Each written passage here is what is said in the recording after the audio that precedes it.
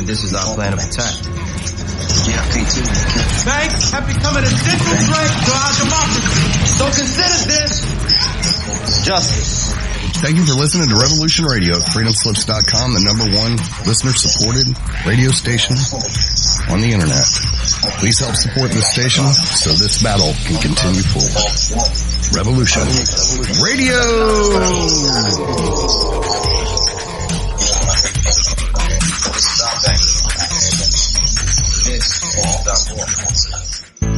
Extendivite really works. Just listen to what some people have to say. Several years ago, I was developing a very severe situation. I called it my flippy heart. It was doing not good things, and I did not want to go to a medical doctor because I just knew they would give me a cover-up pill. I didn't want to get onto that sort of thing at all. When I learned it was garlic and cayenne is a healer. It is a wonderful herb. I said, I think I'm onto something here. I'll tell you, I wouldn't be without it. It did wonderful things for me. Extendivite is only $69.95 for a 2-month supply of either capsules or liquid. Call now. That's 1-877-928-8822 or visit heartdrop.com. Extend your life with Extendivite. The opinions expressed on this radio station, its programs, and its website by the hosts, guests, and call-in listeners or chatters are solely the opinions of the original source who expressed them. They do not necessarily represent the opinions of Revolution Radio and freedomslips.com, its staff, or affiliates. You're listening to Revolution Radio, freedomslips.com, 100% listener-supported radio, and now we return you to your host.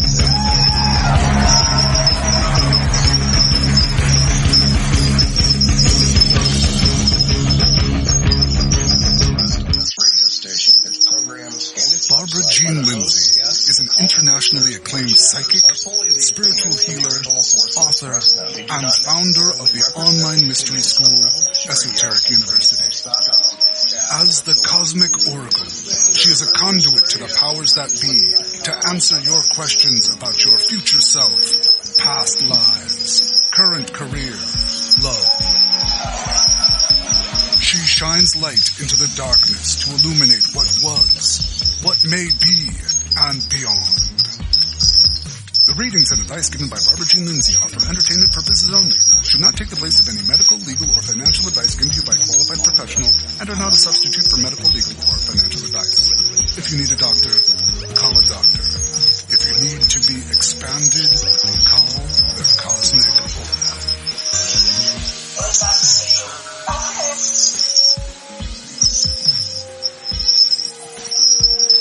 She shines light into the darkness to illuminate what was, what may be, and beyond.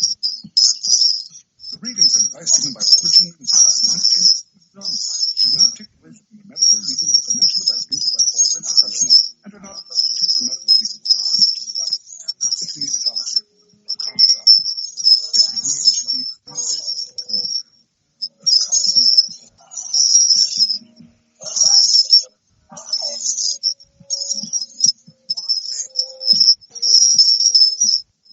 Hello and welcome everyone to the Cosmic Oracle Show. This is your host, Barbara Jean Lindsey, and it is Friday, June 28th. I'm coming to you live from, where am I right now? Oh yeah, I'm just outside of Sacramento, California. I want to thank you for tuning in. I have a really special guest. I'm excited for you to hear all about KEVIN Briggs and his story and his book. And we're just a personal journey, spiritual consciousness as personal journey. And we'll be talking in detail about that. So welcome, everyone. Thank you for tuning in to the Cosmic Oracle Show on Revolution Radio. It's our 4th year, every Friday from 5 to 7 Pacific Standard Time. Thank you for your donations. So far this month, we have raised $2,042, And we need 2,500 to keep the lights on and keep everything going. We're an all volunteer station. No one gets paid for anything. We're all here because we just want the truth out without any restrictions. So please donate what you can, $1, $5. And all you have to do is go to freedomslips.com and hit that donate button and give whatever you can. We really appreciate your donations in advance, and thank you very much. And it's just a good day. It feels like a good day. I haven't met Kevin. Usually I'm able to talk in a little bit more time. So Kevin's being a really good sport about all of this because we had all these other plans and we had to shift everything. So he's real smooth. He's able to move with the changes rather quickly. So I'm impressed. So welcome to the show, Kevin. I'm so glad that you're here with us. Hi, Barbara. I do appreciate you inviting me to your show. It is an honor for me to be on your show, and I love talking about my new book that was published last year, Spiritual Consciousness, A Personal Journey. So, yes, thanks again. I do appreciate it. Yeah. Well, I'd like to tell them our listeners a little bit about you. And from what I understand, not only are you an author, but you specialize in consciousness and the connection to extraterrestrials and UFOs. So you're like right in the right place here on the Cosmic Oracle Show. You're going to feel right at home. So your book, you just published your book. You must be really excited about that. I know when I published my book, it took me a while to write it and then publish it. And it's a whole journey in itself, isn't it? It is, without a doubt. And the reason why I actually published the book, I can tell you a brief story about that.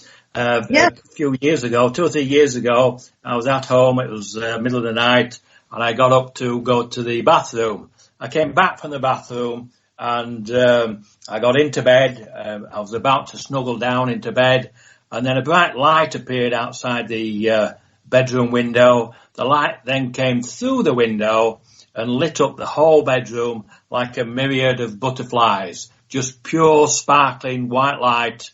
And then 2 of my ET beings that I've been communicating with since childhood materialized at the bottom of the bed, Art and Dee.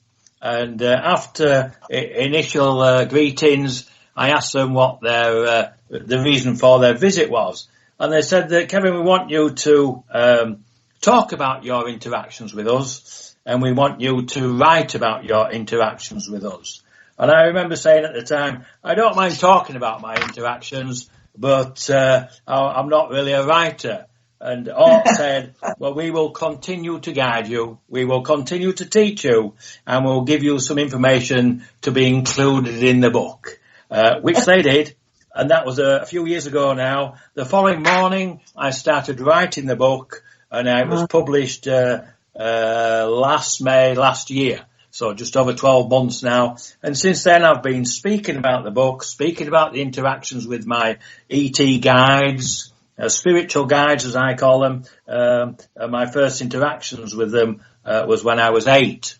But yes, you are correct in relation to, I talk about consciousness itself and the relationship to consciousness, us, and the ETs. And the thread of what they've taught me over the 57 years of my interactions with them is one of consciousness itself, one of shared consciousness. So that's the thread.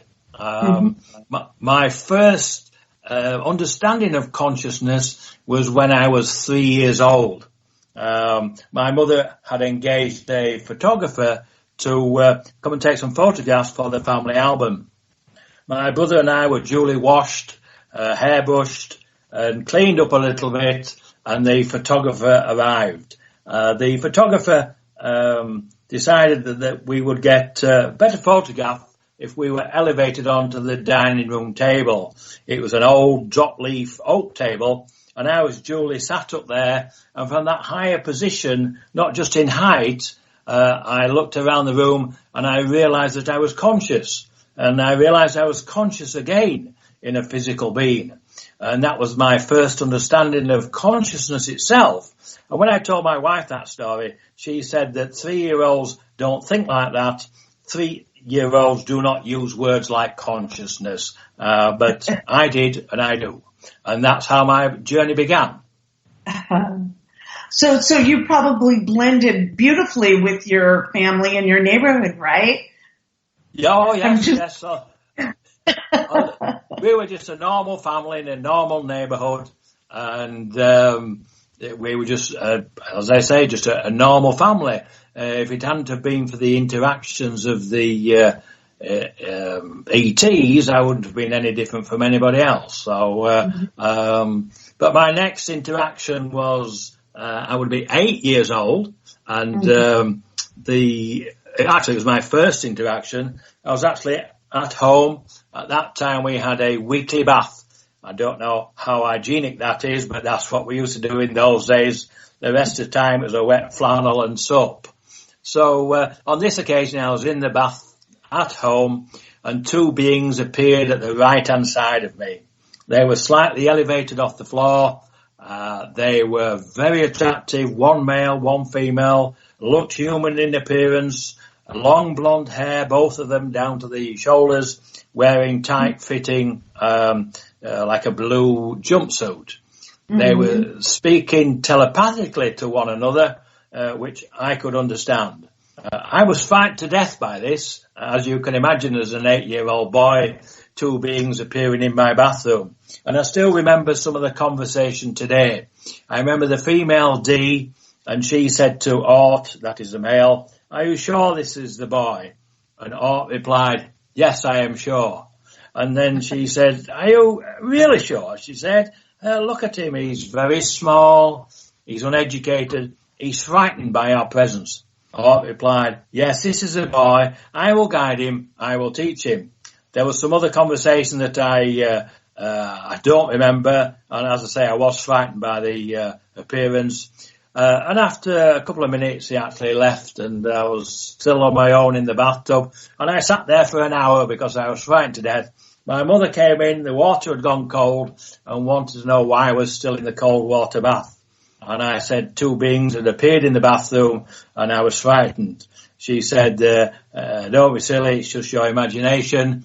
And she duly took me out of the bath, dried me, and then I went on with the family evening. I didn't speak about it to my mother again, but that was the first interactions with Orton D at the age of 8. So do you think that's quite common, Barbara? Well, in my life it is as well. So it's not as common, but it is getting more common because people are starting to talk about it and telling their stories. You know, that's what I found over the years, that it is uncommon, but not extreme uncommon. But it wasn't common for our time because no one was allowed to talk about it, right? So you had no one to spin off of or to talk about or get feedback, and if you did, then there was ridicule and there was all sorts of things, negative connotations. So how was it in your family? If you went to talk about it, was it received well, or was it put under the table? No, I didn't actually talk about it to my family. I did later on in life to my brother, and when I met my wife, I did inform her of the interactions that I'd been having. But I tried to find others as a young child and a young adult that had the same experiences, and I wasn't able to. But I enjoyed the interactions. I felt comfortable with them and felt quite privileged, really. And they were teaching me things by experience that other people don't talk about. And you are correct. And I am guilty of that myself. If Orton D 3 years ago had not appeared in my bathroom, I wouldn't have spoken about it to anybody. I wouldn't have written a book. I just think it's part of me. It's part of who I am. It's part of my life. But because they asked me to talk and write about the interactions with them, through that I've met many now who have very similar interactions. And it's really amazing to find these people now speaking out about it. So it's becoming more common and giving us an understanding of consciousness and who we really are in relation to what life is about, what consciousness is about, and what the other life forms, the ETs, who share the same consciousness as we do. So, so it's nice to see. In fact, I was speaking to someone the other day, and she was very similar to me. She got experiences from the age of, I think, 10, and she's a little bit younger than me, but she was confused by them, but she's now been asked, and she's written a book, and she talks about it. And when we get together, we've got the same stories to tell, the same stories to share, and we learn from one another. And I've met several now, and I went to a conference last year, which I spoke at the free conference, and they'd done I love free. With Ray Hernandez and Mary with Ross. Ray Hernandez, yes. I've had Ray on the show before, and Mary on the show. Oh, good. Yeah. I was speaking to Ray yesterday, and he actually gave me a copy of the book, The Beyond UFOs, which is a great read. It's like a Bible, don't you think? In a way, it's like this huge expanse of all of these different viewpoints. It's perfect. It's like, if you're going to be studying this, it's something that I always refer people to as kind of like the manual of ET UFO contact. Yes, I would agree. It's in fact, I've got it sat on my desk at the moment, and my little book is sat next to it, and it's dwarfed by Ray's book, but it does cover all the modalities of contact. And quite a few of these modalities I've used, or the ETs have used and shared with me over the 57 years. So, and I think Ray's survey were 4,200 experiences. So that's a large number, and I think just the tip of the iceberg. And the more we speak about it, the more people will come out and talk about their own experiences, which is... Can I ask you too? So you started young. You were 8. Was it something that you had weekly classes or monthly classes or yearly, or did they? No, kind of just periodically throughout my life. My second encounter, I was 9 years old, and I remember it to this day. We'd had some friends round at our home. We'd been playing in the living room, and then I think it was somewhere about tea time and everybody was leaving. I showed them out the back door. I came back into the home, and I instantly felt an increase in the vibrational frequency within the home. And I realized that there was someone else still in the home. I didn't know who it was or where they were. So I looked around the home. I couldn't find them. I went upstairs, back down into the kitchen, and then the vibrational frequency, it seemed the strongest in the living room. So I was drawn to the drapes, or the curtains as we call them, and I looked behind the drapes, and there was an orb there about 4 to 6 inches across. It was slightly vibrating, orangey yellow in colour, and it actually stayed for a whole week. I was frightened again, or a little perturbed, shall we say, because I thought if my mother saw it, I would get into trouble. And each day, as I came home from school, I opened the back door, hoping that the orb had disappeared. But as soon as I opened the door, I could feel the vibrational frequency. I went to the window behind the drapes curtains, and the orb was still there. Until Friday, which is nearly a week. I came in from school about 4 o'clock on a Friday. I opened the back door, and I knew that the orb had gone. I wasn't aware of any interaction between myself and the orb at that time, but I noticed immediately that it had left. My psychic abilities had been enhanced no end, to the point where I was able to travel outside of my body, separate my consciousness from the physical, which is one of the modalities of contact covered in the Beyond UFOs book by Ray Hernandez. Now, I continued to travel outside my body as a young boy just to go and visit my grandparents. And I would just fly over. I just got it flying over, go over to their home, which was about 70 miles away. I would sit in the master bedroom. They had a dressing room off there. And I would sit in that dressing room as a young boy, looking down, just enjoying being at home with my grandparents. My grandmother will be cooking in the kitchen. I usually went over on a Sunday. And my grandfather will be sat reading the newspaper or watching the TV. And the floor was opaque. I could see them. And I always wondered what they would see if they came upstairs and saw me in the dressing room looking down. And I now know what they would see. They would have seen a conscious energy orb. It would have been 4 to 6 inches across. It would have been slightly vibrating.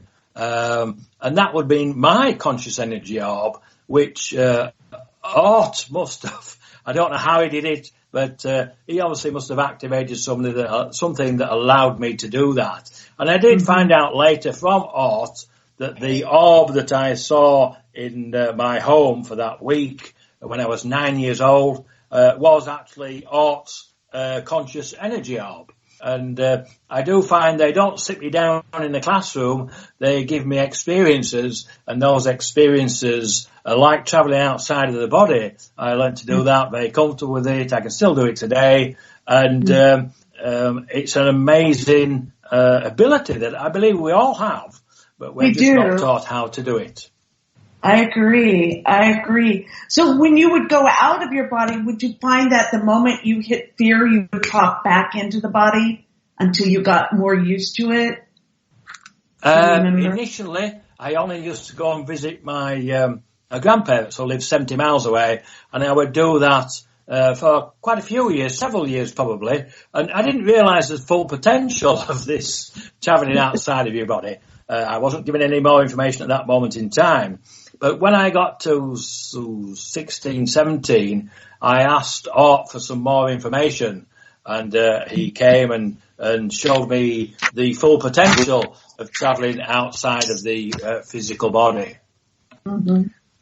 Did you have names for them? Did you call them a certain name, or could you summon them, or did they just show up when they wanted to show up? Okay, well, when I was younger, they would just turn up.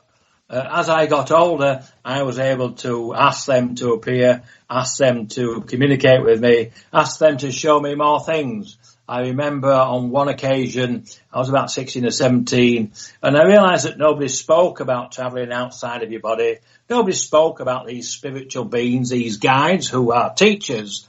And so I thought, well, the only people to ask are the guides themselves. So as I say, I can't remember the exact age, but I know where I was living at the time. And at that time, I was 16, 17, 18. And I remember going to bed one evening, and I thought, I will ask Art, that's the male, can you show me some more information? There must be more to this, and I can't find anybody here that understands it or will talk about it. And on that instant, he came into the bedroom. He took hold of my hand. I left my physical and I looked down at my body. It was asleep. And we both left out through the window. We were 3 stories up. We flew around the subdivision, came back into the window, and I looked down. I could see my body, and I went back into my body. The following morning I woke up and I thought, that was cool. I wasn't certain whether I was dreaming or not, so I thought the second night I would do the same. So I went to bed, I relaxed, I opened my mind, I asked Art to show me some more information, and he came again. He took hold of my hand, I left my body, I looked down, I could see it asleep. We went out through the window, bearing in mind we were 3 stories up, and we flew further this time, down into the Leeds city centre. I saw the hospital, the university where I worked at the time, and the town hall, buildings I recognised. And then we flew back up to where my apartment was, came in through the window. My body was still asleep, and I went back into my body. So I woke up the second morning, and I'm still not convinced. I'm still not convinced yet whether I'm sleepwalking or dreaming. So the third night, I said to Art, I said, can you show me some more things? I need to learn some more things. And he came again. He took hold of my hand, But I said this time, before we leave out of the window, I said, I'm not too happy about going out of the window because we're 3 stories up, it's concrete, it's pavement below, and I'm still not certain whether I'm dreaming, sleepwalking, so can we go out through the roof? And he said, yes, no problem. We went out to the roof, and then all subsequent journeys we left through the roof. Now, bear in mind, I was used to travelling on my own this way, so nothing unusual for me. But to travel with a companion, an Art, my guide, my teacher, that was very special, and we travelled many places together. Wow! And so you got used to it. It was kind of like, okay, it's time to go out of body. Let's have out of body experience, because as you leave your body, your consciousness is still there. You still exist. Kind of like with the near-death experience, my experience was a near-death experience, and where you come out of the body and you still exist. And when you first have those hey, I still exist, but I don't have a body, it's like, wow, your brain just goes click, click, click, click, gets expanded, your whole consciousness, right? So you had a example of that. Yes, I've never had a near-death experience, but obviously I was taught by example. But I'm sure that the people who have these near-death experiences, and again, that's one of the modalities in the Beyond UFO book. They discuss the NDEs, as they call them. And yes, it's just really, I'm sure when you had your near-death experience, that expanded your knowledge by an experience of consciousness itself. It did. And so you have a relationship with yourself other than just physical. Right? So that you know that when you leave this dimension, that you still exist. And that opens you up. It frees everything. It doesn't make it so serious here, does it? No, it doesn't. It takes away the fear of death, because death is just a physical thing we continue to live on as consciousness. But I remember one of the experiences at that time. I was still 16, 17, 18, and I got used to travelling with Art. And he came to me one evening and said, Kevin, we're going to go somewhere special this evening. Are you prepared to go with me? I said, yes, I'll go anywhere you want to go. And we set off. We went out to the roof the usual way. And we went up and up and up and up. And I could see the blue earth getting smaller and smaller and smaller till it almost disappeared. And then we took what I thought was a right turn.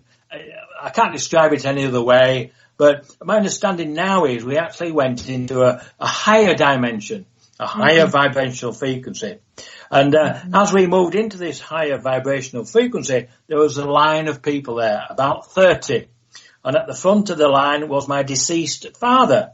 And he greeted me, very pleased to see me, a tremendous amount of love emanated from this line of people. And he said, Kevin, I'm going to introduce you to your family members. And we duly went down the line. I was introduced to them. They gave me their names, a little bit about what they did when they were in the physical. And they all had a physical appearance until I got down to about number 15, halfway down the line. And then instead of seeing a physical person, I would see just a pure conscious energy orb, 4 to 6 inches, slightly vibrating. And I was able to communicate with them. And they would show me what they did when they were last in a physical. And I went down and interacted with them all. And again, they went back probably about 300 years. So they no longer had a physical at this moment in time, or that moment in time. They were just pure conscious energy, still enjoying life at the higher levels of, higher vibrational levels, higher levels of consciousness. And I got so confident in visiting them with Art, I was able to do that on my own. And I did that for a couple of years. And again, that strengthens your understanding that when we die, that they are there. They will greet me when my physical dies. But I stopped going to see them after a couple of years because I was finding it more and more difficult to get back into my physical body. And I decided one day at work, I thought I will go and visit them this evening, and then I'm not going to go back and visit them again, and I'll tell them the reasons why that I've just mentioned to you. So on that evening I visited them, they greeted me, the love again was tremendous, and I told them I would not be coming back to visit them again. I was enjoying my physical, I had things to do, but I know you will be here to greet me when my physical expires. And I left. Again, they tried to persuade me to stay, but I left, and I've never been back since. But I do know that they are there. I do know that they will greet me when my physical expires this next time. Right. Can I ask you, when you were out of body, having the experiences with your lineage, with your ancient ones, and with your family, did you ever look down to see if you had a body or not, or what that looked like? No, because I'd left the physical back in my apartment. Okay. When I travelled, I was travelling outside of my body. So, no, it was just my physical that I had that I was used to as a 16, 17, 18-year-old, lying in bed, as it were. Mm-hmm. And so were you like an orb then, do you think, that you were going out yourself as an orb? I would say so, yes. Well, I have a later story I can tell you about that. Cool. But that's later on. I'll tell you about that. But, yes, I would suspect that they saw me as a conscious energy orb. That's what they were saying. I may have projected a physical to them. I don't know. I didn't ask them, but later on in life, I met with Orton D, and I asked them that exact question. And they did tell me that they saw me as a pure, but I'll tell you that story, but as a pure conscious energy orb. So I would suspect my physical's left down in the bed, as it were, and they would see that conscious energy orb. It's a way of traveling outside of a physical. Right. Wow. I just, from when I had the near NDE, I could not see my body, but all the other entities that I met could see me, but I couldn't see myself. And I just wondered what your experience was of that. Okay, well, my experience would be then I didn't look at myself as my body because my body was back in my apartment in bed asleep, and I was quite happy. So I wasn't actually looking for myself, if that makes sense. Yeah. I would suspect if you have a near-death experience, you want to know where your body is, don't you? But you still have your personality, right? You're still you. That's the part that cracked me up. That you're still... you're still me, yeah. I'm no different, and, I'm very happy. I'm very fortunate. I've had a good life.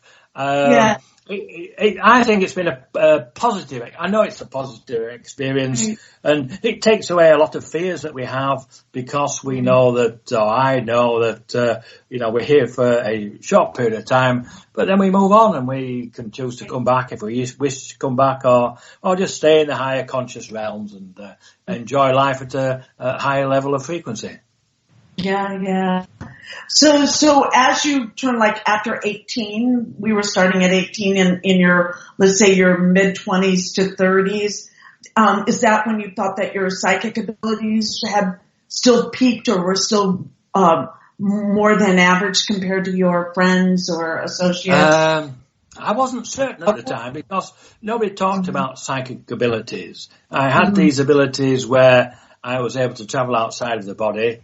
I was able to communicate with deceased family members and family friends from quite an early age, and but to me it was all normal. I remember a friend who'd recently died. A couple of years after she died, she came and visited, and I remember my wife had gone to bed on this occasion, and she came and she was stood by the fireplace. I couldn't actually see her, but there was an outline of a person, and there was a change in vibrational frequency in the room. And, like you get on a hot summer's day in a desert, I could see an outline of a figure. She was female. She didn't speak to me at the time. I felt she was extremely nervous and apprehensive about communicating with me. So she left without any communication. I told my wife the following morning. Anyway, this lady, who was a friend of mine who died a couple of years earlier, appeared again the following night, and this time she spoke to me. And she actually had a message for her husband, but at that time I wasn't in the process of giving out messages to other people, so I wasn't able to help her on that occasion. But I met other deceased family members and friends who have come and contacted and communicated with me. So I suppose those are psychic abilities, but to me they were just normal, Right. Because I know that they're not deceased. They're just at a higher vibrational frequency. So it's not a surprise to me if if I get a visit from them, So, but I know we touched briefly on the ET side of these things. The Orton D, they tell me they are fifth dimensional beings. They look just like me and you. They have guided me for all these 57 years and taught me many things. But I was introduced to a group of 8 ETs when I was 14, and that was quite interesting in itself. This is where I think the link, my true story is one of consciousness itself. And part of that consciousness is the extraterrestrials, as we call them. So there's a link there between consciousness, who we are, and the ETs. And when I was 14 years old, I had a paper round. And every time I left the house to go on the paper round, a UFO would appear above the house, and then a second UFO would appear as I was making my way down to the paper store to collect my papers for delivery. And every time I was walking around the paper round, I knew there was a couple of ETs or whatever following me. They were close to me. I could feel the vibrational frequencies. They were near. And then on one day, I plucked up courage. And I said, I know you are there. Can you show yourself? And they came from around the hedge, and there were 2 small greys. I wasn't frightened by them. They were about the same size as I was when I was 14. I said, why are you following me? What do you want? And they said, well, there's a group of people that would like to meet with you. I said, well, I've got my paper round to complete, and then I've got to go to school. They said, well, we won't keep you long. Would you come with us? I said, well, let me finish my paper round, and I will come with you. So I finished my round. It only took a couple of minutes. I was near the end of the paper round. And I said, well, have you got a vehicle? How are we going to meet these people? She said, yes, we have a small craft over there in the woods. So we went over to the craft, and we flew up to a large mother craft. Now, I only say that because we went into this hangar, and there's a huge amount of different craft in there, some large ones, small ones. There were people working on the craft. It was just like a big aircraft hangar that you would have here, only these were the spacecraft. And I remember I was escorted off the craft and led down a corridor and went to a large amphitheatre. And in the amphitheatre, it was full of all sorts of different species, shall we say. And the main arena at the bottom on the stage, on the elevator stage, were a group of 8, what we term as extraterrestrials. And these were the people I was meant to meet. So I went up to them. I was introduced to each one of them. They have names. Orton D, my 2 specific guides. Then Arna, Zark, Ra, he's the leader of the council, or this group of 8. Tag, Chica, and Orla. And I was introduced to them all. And I was quite comfortable with that until I got to Chica, and he was a mantis type being. And that frightened me a little bit. But then Anna, one of the other, she's a blue avian, she came up and comforted me because she saw that I was apprehensive in meeting Chica. Now that's when I was 14. I still keep in contact with all this group of 8 on a fairly regular basis. So that's where the ET connection comes in. But they first taught me about consciousness itself before introducing me to some more ETs. Does that make sense? Yeah, and can you describe them? Were there any lion beings or any, were they each very unique in themselves, or were there any that were grouped together? Or? I can describe them. No, there weren't any lion beings. I understand that there are some either cat or lion beings. I haven't met any, but I am aware that there are some. But if I start with Orton D, I've already described them. They look human in appearance, very attractive, long blonde hair, great features, square jaw, and that would be Orton D. And then Anna, she's a blue avian, very small blue, bright feathers, and a beak. I've seen pictures on the internet now of blue avians, but they always show them with like a duck, a beak like a chicken. Well, Anna has a beak like a duck, a small beak, but more duck bill, shall we say. And then Ra, he's the head counsel. He's Anunnaki. He's very old. And then Tag, the Ra is the lead counsel. And then Tag, he's a tall grey. Chica, he's a manta, as I say. And Orla, she's a tall white. I think I missed one out there. Zach, he's a small grey. He's an engineer, mathematician, and he designs propulsion systems. I know a little bit about each of them. I've interacted with them for many years now.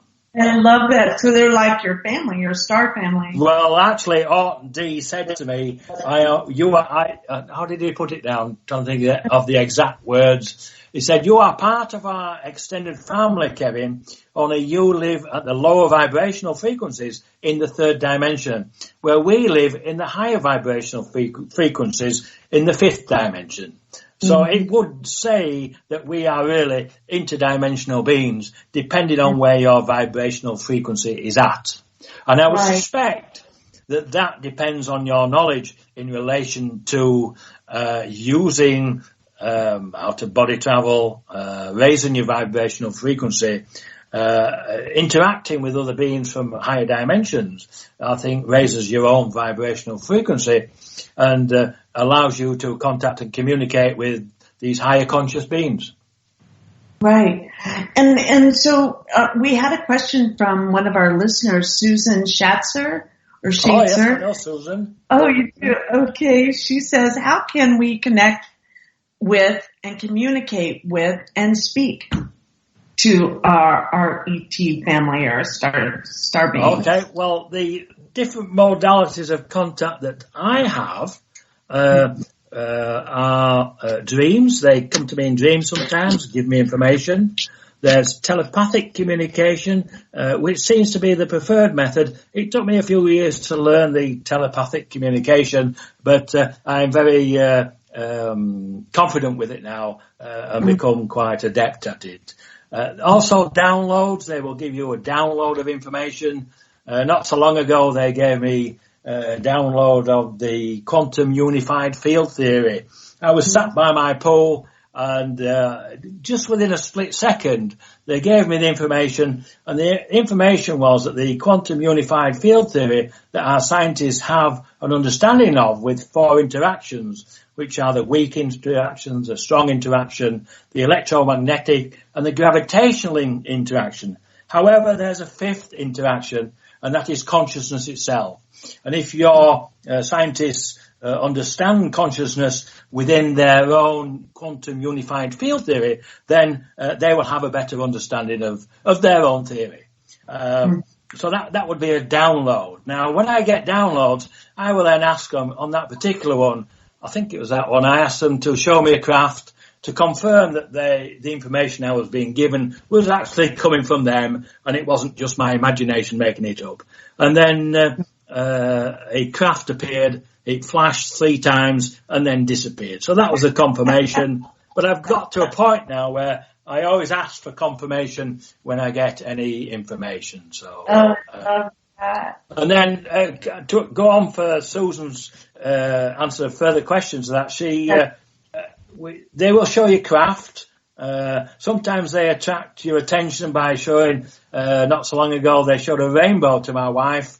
My wife was taking a photograph of the rainbow to attract her attention, and then a craft appeared below the rainbow, and she took a photograph of it. So, but there's another story to that with the rainbow, which is quite fascinating. It was about 8:30, I think, one morning.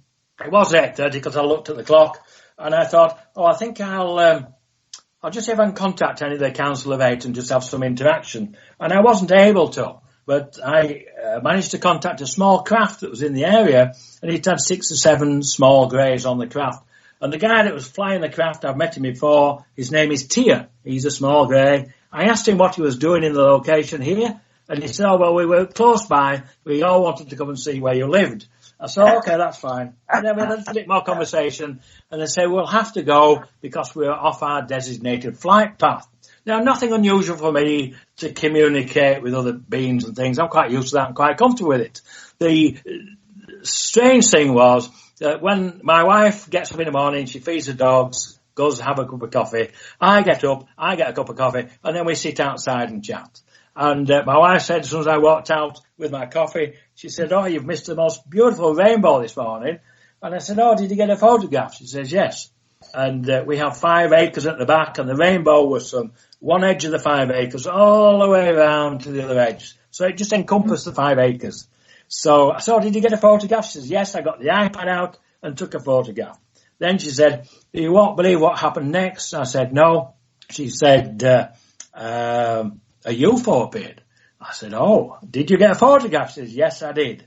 And then I looked at the photograph, and the time of the photograph was 8:30, the time that I was communicating with the Tia on the craft who was transporting 4, 5, 6 of these greys to a location. So, again, more confirmation, really. And I find the more you get used to communicating with them, the more they show you. And then there's, they'll do physical materialization where they will materialize, as I said before, in the bedroom. And then very often they'll turn street lights on, electrical equipment, they'll make it flash and things like that. So all sorts of communication. But Susan, who's I think still listening to the show, she has her own TV show, does Susan. And I was on there a while ago, Unlocking Your Limitless Life. And I understand now Susan's just started her own YouTube channel. So I think she has an interview with me on there somewhere. So perhaps your listeners can follow that up for Susan's show. That would be wonderful. That's Susan Schatzer, Shatzer.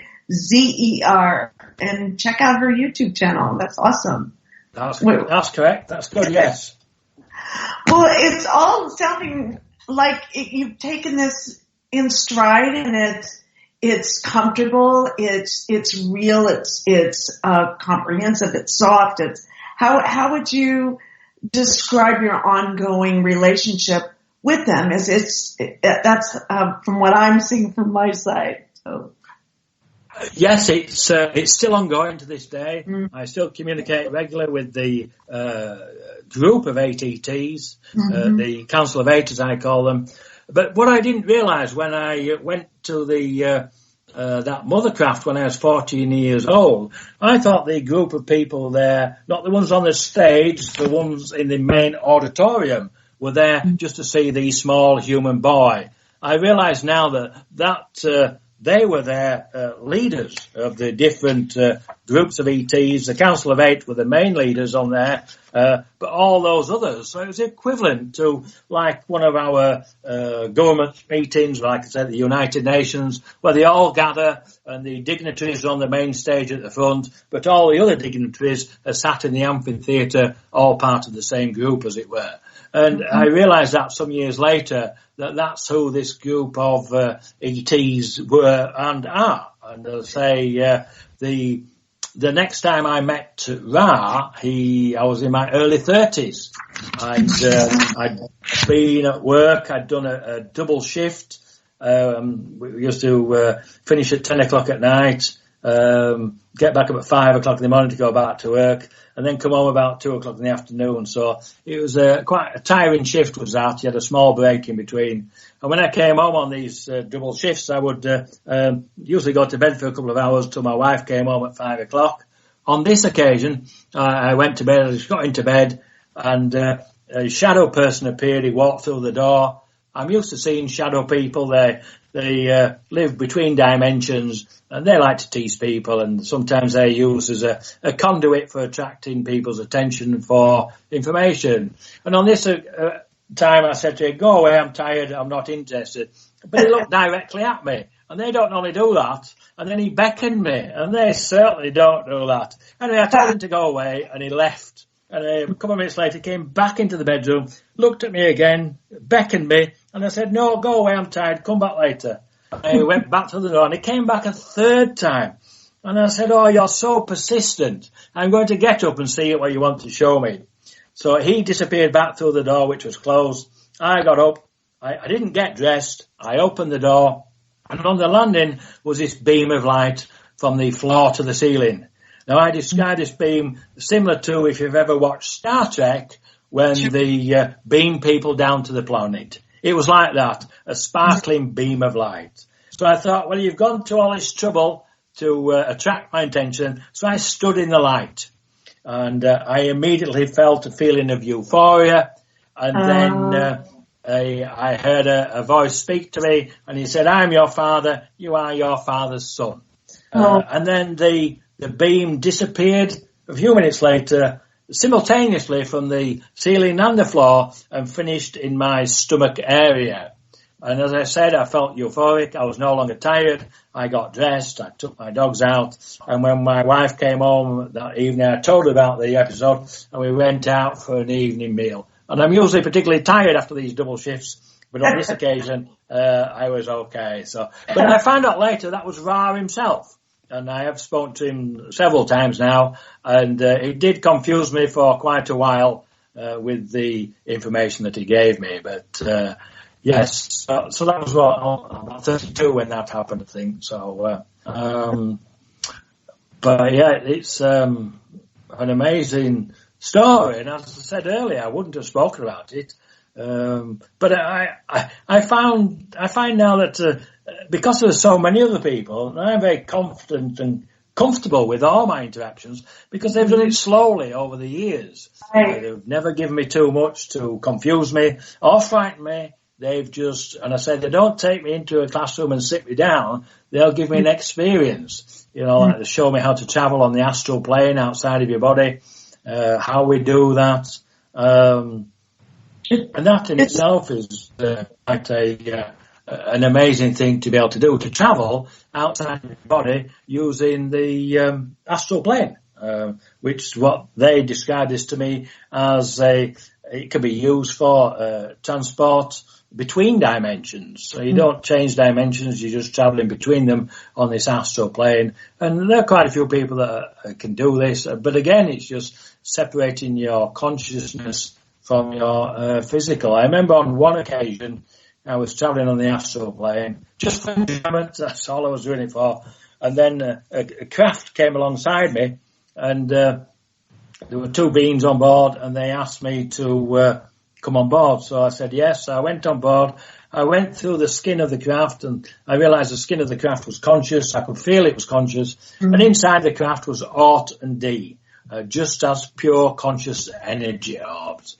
And they had a message for somebody which they gave me and asked me to deliver, which I did do after some thought about it and some objections, but I did deliver the message. But the main thing I wanted to point out was when I was on the craft, and I met them numerous times now on the astral plane, on a craft, on a conscious craft, and I said to them, while I'm on this craft here, I see you as two pure conscious energy orbs, slightly vibrating, orangey yellow in colour, 4 to 6 inches across. Don't ask me how I get that, I don't know, but that's how I see them. I said, how do you see me? They said, we see you as a pure conscious energy orb. So I said, let me see if I understand this correctly then. Here we have 3 beings travelling on the astral plane in a conscious craft as pure conscious energy orbs. And I said, yes, that's correct, Kevin. So without taking me into a classroom, they give me an experience which expands my knowledge and understanding of consciousness itself. Does that make sense? It does, because with the way experiential learning is like fine art, right? It can tell you 10,000 words in a glance, where it takes it's very quick, it's telepathic, and it goes through you so you get it. Like through you. I don't know how to say it, but it's like that. Yeah. So when we get back, we're almost to go on break. So what I would like to talk about, we'll go on break in just 2 minutes, just about a 5-minute break. And when we come back, I'd love to talk about why do you think you were given these, what would you call, as an ambassador yourself, as a person who is a go-between the star beings and the different dimensions and our dimension? Are you here because we need help? Are you here because we are changing from the third dimension to the fifth dimension, and you're one of our guides? And were you from them coming now? Are you a part of them at the same time? Or are you bilocating? So I know you've thought about all these sorts of things. I would love to hear some of your ideas about that. You know, like if you have the aha moment that it's maybe possibly you with them, and and you're chosen to be here now because of some of the things happening in the future, or something so we could talk about that maybe right after the break. How does that sound? Okay, there are many questions for thought there. Yes, we can discuss that after the break, I'm sure. Okay, so everyone stay tuned, please. We'll be right back. We'll be back after the break, and the break will be at 6:03 to 6:04. So stay tuned, get a drink of water, go grab something to drink. Thank you so much, Kevin J. Briggs. You can find him on KEVINJamesBriggs.com. I've left that in the chat here for everybody. So check out his website, KEVINJamesBriggs.com, and check out his book, Spiritual Consciousness and a Personal Journey. So stay tuned. We'll be right back after this break. Don't go anywhere.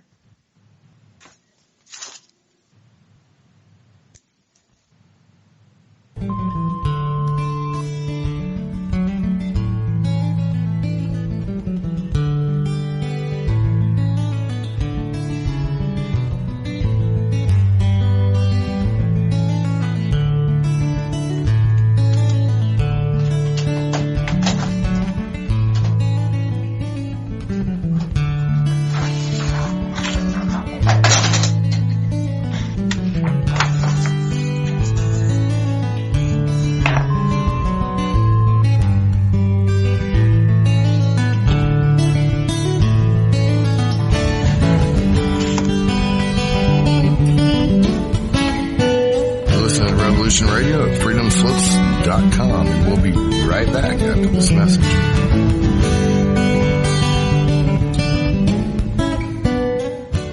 Wadiya will remain a dictatorship.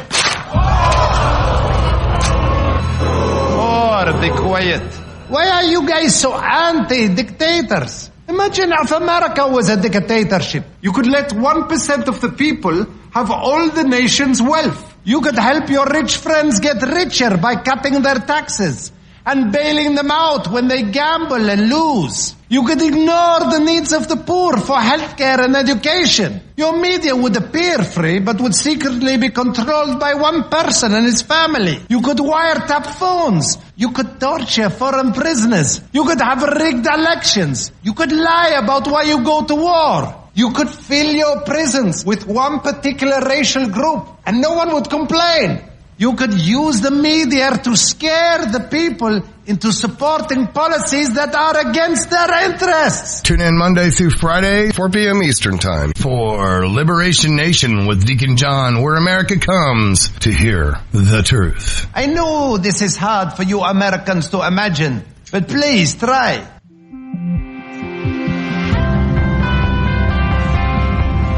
Ohio Exopolitics will be on from 4 to 6 p.m. Eastern on Studio A. Mark Schneider will have guests on that will discuss many important topics, including the state of the world today. However, much of the show will be dedicated to the writings of Edward Albert Meyer. Let me read a short passage from one of his writings. Love is the highest principle of creation, and through it, everything exists in absolute logic. All of nature in its indescribable splendor is nothing but the love of creation, which is expressed visibly. The love of creation is everywhere, because without it, nothing at all would be able to exist. Please join Mark on Ohio Exopolitics from 4 to 6 p.m. Eastern on Studio A.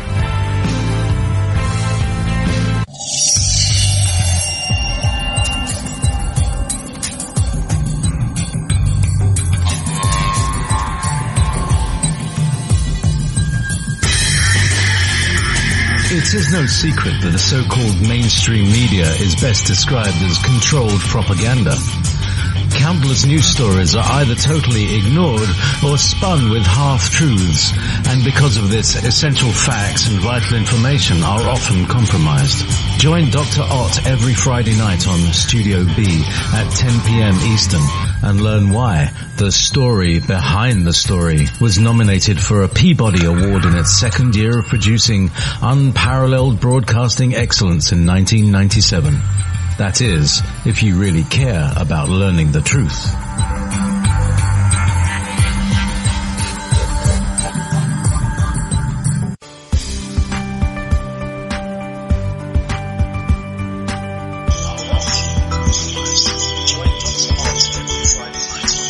Transcending time and space, let us take you to the place inside your mind where thoughts divide and mysteries unwind. Join us every Monday evening right here on Revolution Radio at freedomslips.com from 8 to 10 p.m. Eastern Time. And you will catch the Fenton Perspective with our great host, Lorian Fenton. Come listen in as she shares her amazing stories from the past to present, along with all of her guest secrets to the future. That's the Fenton Perspective every Monday evening right here from 8 to 10 p.m. Eastern Time, only on Revolution Radio. Join us. Oh, and you don't need to expect us. We're already here.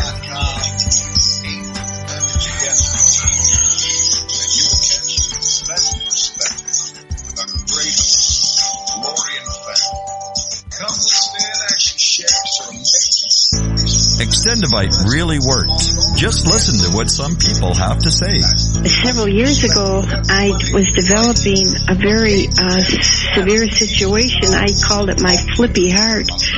It was doing not good things, and I did not want to go to a medical doctor because I just knew they would give me a cover-up pill. I didn't want to get onto that sort of thing at all.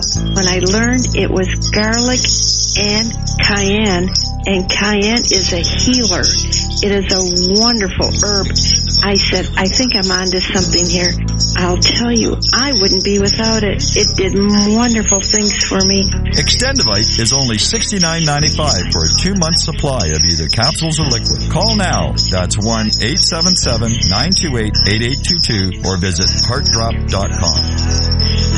Extend your life with Extendivite. The opinions expressed on this radio station, its programs, and its website by the hosts, guests, and call-in listeners or chatters are solely the opinions of the original source who expressed them. They do not necessarily represent the opinions of Revolution Radio and freedomslips.com, its staff, or affiliates. You're listening to Revolution Radio, freedomslips.com, 100% listener-supported radio, and now we return you to your host.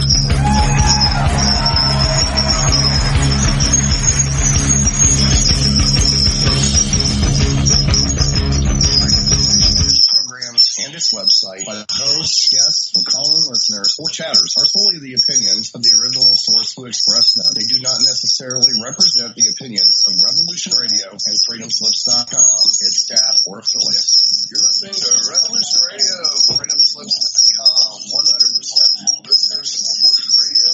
Now we return you to your host.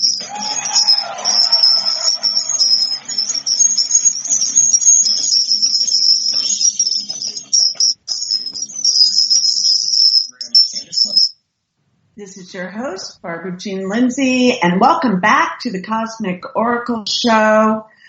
Thanks for hanging in there with the break for us. That's how we keep things on the air, is by your donations. Thank you for giving so generously in the past and keeping Revolution Radio on the air. And all you do is just give a small donation to freedomslips.com. Just go hit that donate button on Revolution Radio, freedomslips.com, and keep us on the air. And we really want to thank you in advance for your generosity. And so, so I'm so glad you stay tuned. And for those that are just starting onto the show, our second hour, we have with us KEVIN J. Briggs. He's an author an amazing speaker himself. You can feel his love and his compassion and his passion for his work that he has with his book, and which is the title is published book, Spiritual Consciousness, A Personal Journey, and it covers 56 years of his experiences of ET contact and UFO connection. And Kevin speaks to many groups of UFO and ET enthusiasts, and they're always eager to hear of his interactions. He always receives a warm reception, and I would say today on the Cosmic Oracle Show, definitely a warm reception here. We can feel it, and I know my listeners are feeling it. So Kevin's also written articles which have been published in the Truth magazine and also mentioned in Psychic News in the UK in their editor's Good Read section. And he's also written an article about his ET experiences, which has been published in the New Observations magazine. And Kevin's also appeared on local radio stations and recently filmed for a TV show called Unlocking Your Limitless Life, hosted by Susan Schatzer and produced by Robin C. Adams. Kevin was also a keynote speaker last September at the Miami Free Consciousness and Contact Experiencer Conference, hosted by the Edgar Mitchell Foundation for Research into Extraterrestrial and Extraordinary Experiences. So welcome back, Kevin James Briggs. Hi, Barbara. Thank you for that lengthy introduction there. Again, thank you for inviting me on my show. It does help for me to get my message out there. Without people like you who are enthusiastic, who are very knowledgeable yourselves in this area, I wouldn't be able to do what I've been asked to do by my spiritual guides, by the ETs, however you wish to describe them. So again, thank you for inviting me on your show. My pleasure. And I noticed an accent. So what's up with the accent? Where are you from? Originally, I'm from England, from the north of England. And I was a police officer in England for quite a few years. And when I retired, my wife wanted to come and live in America. And we wanted to go to where you live, but it's quite expensive over there in California. So we ended up here in Florida, and we do love it here. It's a great country, and we were warmly welcomed. The British are very warmly welcomed here. So yeah, we do enjoy living here now, and as I say, but originally from the UK. From the UK, yeah, I spent some time there in Glastonbury. Right, okay, yes, I know where that is, yes. And the crop circles, you know. Yes, down there, yes, a lot down there, yes. So let's continue then with our talk. We talk a lot so far in this conversation. For some reason, I'm getting about the third dimension and the fifth dimension, and with your relationship with your Council of Eight. And they're expanding your consciousness so that you can kind of ride that wave, shall we call it, between the dimensions, and then also having the ability to go to the different dimensions as well. So wherever you want to jump off with how that works for you, and why you think, not that you were chosen, but there's a part where, is that you in the future? Is that a part of your family? Why now? Why is it so important now? Well, I'm not quite sure of that particular answer. I think that particular question, but I think what they've done initially, they taught me, as I said before, about consciousness. And my understanding of consciousness is it can be used for communication, it can be used for travel, it can also be used for creation and co-creation. The craft that Orton D met up with me on the astral plane, they created that craft by thought and consciousness. So they've given me this rudimentary understanding of how consciousness works, how we are all interconnected by consciousness. And it's not just us and the ETs, it's the earth itself is conscious, our trees, our plants, our animals. We are all connected by consciousness at a quantum level. And they've explained to me briefly a brief understanding of some quantum mechanics, theory of everything, and the unified quantified field theory. Now, I asked them why they did that, and they said, so you had a rudimentary understanding of how we're able to communicate with you using consciousness. And I was actually given a download this morning about consciousness and telepathy. I've met recently another experiencer like myself, and she started her interactions when she was 10 years old. Her name is Seth Tok, that's S-E-V-T-O-K. And I was given a specific message for her this morning in relation to telepathy and communication, which I conveyed to her. So there are others like me. We are out there. Again, Seth has been asked to write and talk and interact talk about her interactions with her own ETs and extended family. And the same again with another lady I met at the conference last year at the Free Conference in Miami, Lauren Kurth. I know Lauren. I know Lauren. Oh, okay. Well, I met Lauren last year. An amazing woman. Yes, and, she's had contact since the age of 4. And, and when experiences get together, we have shared knowledge. I know that Lauren has an expertise in sacred geometry. They haven't touched on sacred geometry with me, but my expertise is consciousness. So, we all are coming together now, which is good, and we're expanding our contacts with one another. Mm-hmm. And how would you say, where does love play a part in this, or does it? It's a huge part. I'm not sure whether I fully understand that yet or not, but it is a very huge part of consciousness itself, and it's a very huge part of the ETs. They have, I know the first time when I've communicated with them using consciousness, and I actually felt their emotions. I remember having a communication with Zark, and he has a sense of humour, and it's unusual to feel someone's emotion of humour when you're speaking to them telepathically, as it were. You can see them in your mind's eye, they are communicating with you, and he even smiles when he says things.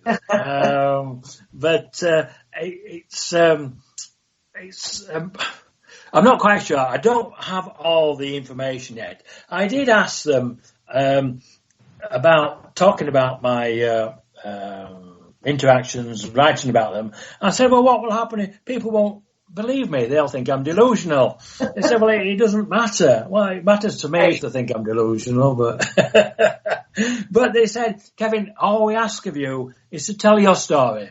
Write about your interactions with us, and that's all you need to do. Right. So that's all I am doing. I don't have the full big picture. I'm just doing what they asked me to do. And as I say, they left it until I was in my early 60s to write and talk about this. But I would clearly think that they have a plan. They have something in mind. I know they have given me a specific mission. And that specific mission is they're wanting to contact and communicate with our government representatives. They've tried this before at the United Nations and failed. So they are trying again. And they're trying to, and I must state, it's to contact and communicate with our government's representatives at the United Nations. And that is part of my mission. And when they gave me that information, I contacted the United Nations, Nicholas Hedman's office, and asked him if there was any protocol in place for such an event to happen. And he did reply, or his office replied, and said, no, there was no protocol in place at this time. I asked him, I wrote back and asked, how would we implement a protocol so extraterrestrials, advanced extraterrestrials, can communicate with the United Nations? And he said that, again, I did get a reply. He said that they would need a member state to make a mandate proposal to the UN to that effect. So in light of that, I contacted the then office of Nikki Haley, the UN ambassador, sorry, the US ambassador to the UN. I did not receive a reply. I wasn't expecting one. But following up on that, I thought that was the end of that. I always do what they ask me to do. And I thought that was the end of that. But one morning, Ra woke me up, which is unusual for him to wake me up. And he asked me if I would contact the President of the United States and convey the message that they would wish to speak with the United Nations and follow up with Nikki Haley and see if she would be able to do a mandate proposal. Again, I didn't receive a reply. I wasn't expecting one. But I mailed the letter out, certified, on July 29th last year. I remember the date because it's my wife's birthday. I know I didn't ponder on it for 2 or 3 weeks. And whether it was a coincidence or not that I mailed it on that date, I'm not certain. But I won't forget the date I mailed it, and I have the receipt, and I know that they received it. But I say this has been tried before without success, and they're trying again. Also, part of my mission is to bring a group, the different groups together that we have, that are led by, probably most of these names people will know if you're interested in the subject. There's Dr. Stephen Greer of the Disclosure Project, Rebecca Hardcastle-Wright of the Exo Consciousness Group, Dr. Strand from Norway, I believe, Kathy Marden, I'm sure everybody knows. Ray Hernandez is on the list, Rebecca Renfro, who met Orton D, and I met Rebecca a while ago, and we discussed Orton D, and she's actually met them as I have. And then there's another group, Rama from Peru, and we're trying to get, part of my mission is to get all these groups together under one umbrella. I'm not having much success. I'm not known in the industry. I call it an industry. It's so versatile now, so widespread. But that's what they've asked me to do. So I continue to talk about it and see where it goes. They are continuing to keep in touch with me. My wife and I were sat out just last Thursday, and a craft appeared at the back of their house. There was no communication, but it was at ground level. It was just to let us know that they are still here, they are still with us. And in fact, this year, on the 1st of February, I was woken up at the 1st of February, and I always look at the clock when they wake me up with a message, and the time was, so it's the 1st of February, and it was 1:11 a.m. And there's always some synchronicity when they give me information, and I look for that now and have done for quite a long time. So I accept that. They gave me the message, and the message was the location for the meeting at the United Nations and the date. And I repeated the message back to them. I walked into my bathroom, and outside my bathroom is a street light.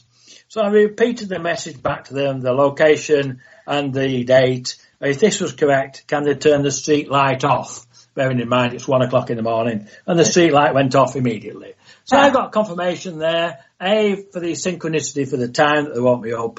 And I did ask them about, what about the other part of the information, the actual time?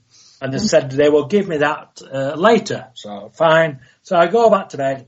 Later that morning, I'm awoken by someone jumping on my bed twice, quite heavily.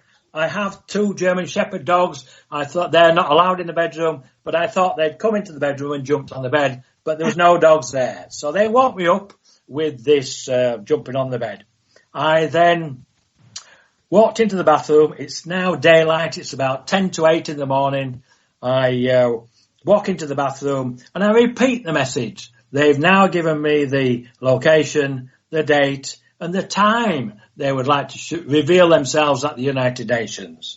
So I repeat the message back to them, bearing in mind it's daylight. And I said, right, if this message is correct, can you turn the street light on? And the street light came on immediately.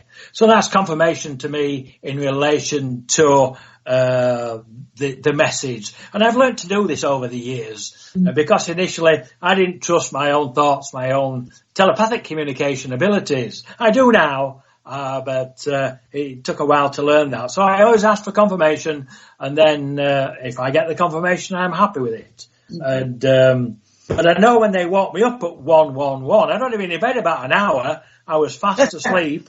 It was a large craft appeared above the house, and the engine noise itself woke me up. That's the height of communication I have. So I was asked to give the date, time and location to that group of people I've just said. Dr. Stephen Greer, Rebecca Hardcastle-Wright, Dr. Strand, Kathy Marden, Ray Hernandez, Rebecca Renfro, the Rama group from Peru, and I've given them all information, these 8 people. And these are the only 8 people that know this date apart from myself at this moment in time. At some point I'm going to release that date to the general public. I haven't decided when yet, but I think part of my insurance is already giving the date out to these leading people who work in this particular field, and are all very well respected, I might add. They are. Agreed.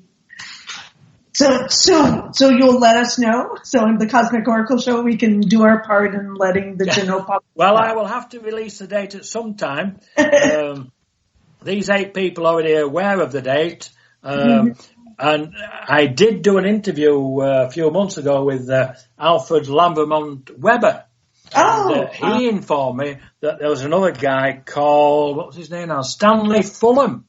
And he had exactly the same information in 2010, where the group of 8, the Council of 8, would show themselves at the United Nations on October I think it was 15... I forget now, 2010 probably. I forget. I'd have to look at the interview. And unfortunately, the guy died anyway before the date. But apparently the craft did appear over the UN on that date, and there are photographs to prove that.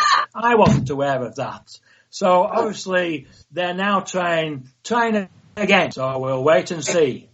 So I have that mission. I think it's a very lofty mission. I don't see how I can achieve that. I'm just one individual. And there are many that have been working towards this for many, many years. And so for me to just come in at the last end of this and give a few dates, well, I'll do what they asked me to do, Barbara, and that's all I can do. Well, and it's all in perfect timing, and you are doing what you're being asked to do, and that's all you can do. And then you just got to let go, right, and surrender. And they're so patient, right? Are you blown away, kind of in a way, of how patient they are with you and with us? They have to be patient with what they see here now. You know, I suppose they do. I know they don't ask a great deal of me. I know when they asked me to write to President Trump, I thought, I don't really want to do it. I don't really want to do that.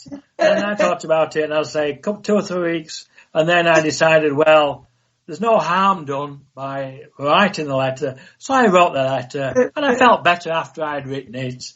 But then I will get more information a little bit further on, like with the interview with Alfred Lambermont Weber. He gave me the information about the... I forget his name now, Fulham guy, and he was given exactly the same information, and he was a NORAD officer all his life, you know. So I don't know. There must be many others, I'm sure, many others. Perhaps they ask others and they don't do it because they're afraid to do it, possibly. But you're fearless and you have courage, so you're like the perfect choice, you know. Well, I have no fear of death because I know I don't die. They've even showed me my next life, my next incarnation, and how I meet my next wife. So I'm looking forward to that already. So I don't have any fear. I know it's a very dangerous subject to speak about openly in the public, but now we seem to be speaking more and more. Our government are releasing information on UFOs, on the nuts and bolts of things. Exactly. I must express, though, I'm not promoting the ETs per se. I'm promoting consciousness itself. And ETs are secondary to that.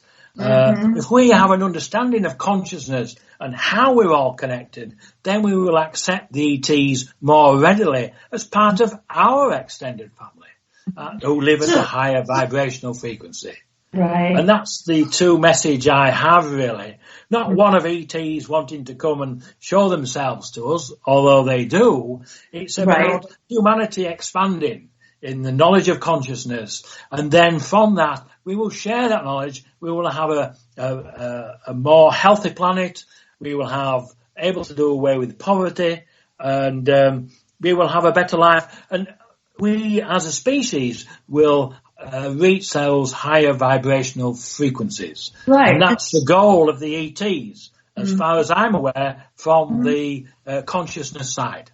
And so as the consciousness, when you expand your consciousness like that, that also shows your connection. So you're not isolated and alone, right? When you're expanded, you're just connected to everything.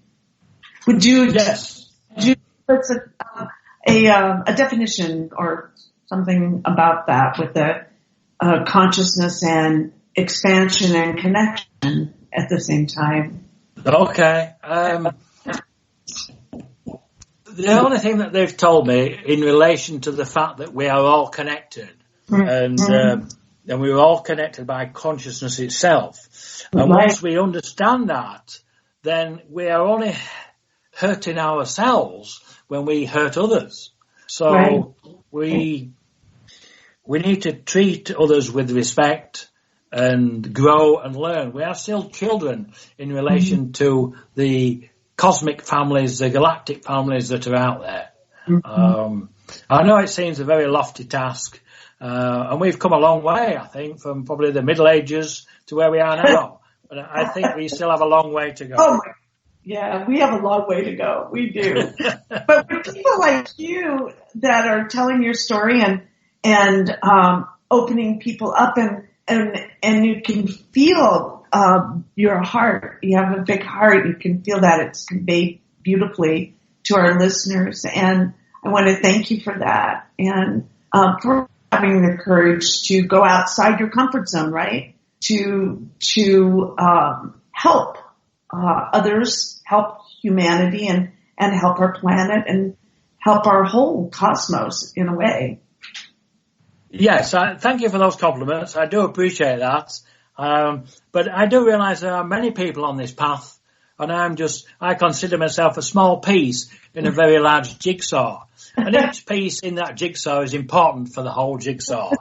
But one piece is not as important as the whole. So I look at it that way. And as I say, I am pleased now that I do speak out about it, that I have been able to help other people who have their own contacts and are frightened by them. They do not understand them. But because I have many modalities of contact with consciousness, with the different ETs, I'm very, very comfortable with it all. So I've helped quite a few now overcome some of their fears and able to advance in their own communication with the ETs and things. And all my contacts and communications have been positive. They've been spread out over a period of time. As I said before, I haven't been sat down in a classroom. I've been shown an experience, and then from that I've learnt from the interactions. Which is a great way of teaching, really. I've never been very good in the classroom. So what do you think they're learning from us? What do you think they're learning from us having this experience? Because they're having an experience watching us have an experience. I think they've probably seen societies like us in the past.